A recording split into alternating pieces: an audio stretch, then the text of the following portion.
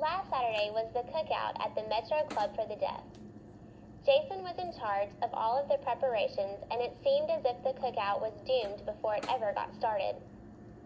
It all started when Jason asked Todd to put the meat in the cooler.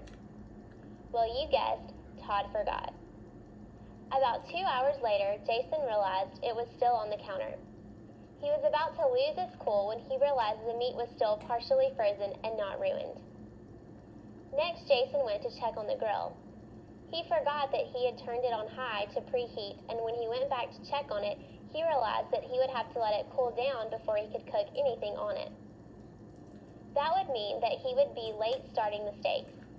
At that point, he decided it was too hot to stay outside and that he needed to cool off in the clubhouse. That is when the real trouble started. Pete was in there running his mouth, making cracks about Jason. Usually Pete is a pretty cool dude, but he'd had a few too many beers and he was wagging his tongue just to hear himself talk.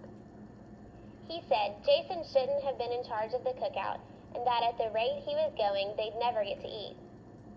Jason decided he needed to keep his cool and cool off before he flew off the handle at Pete. Between the meat, the grill, and Pete, Jason wasn't having a good day.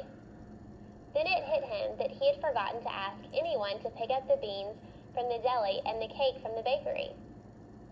This was not cool. Now he didn't know what he was going to do to salvage the cookout. All he could do was text message his buddy and ask him to pick up the rest of the stuff and bring it on his way to the clubhouse. He sure hoped he could reach him.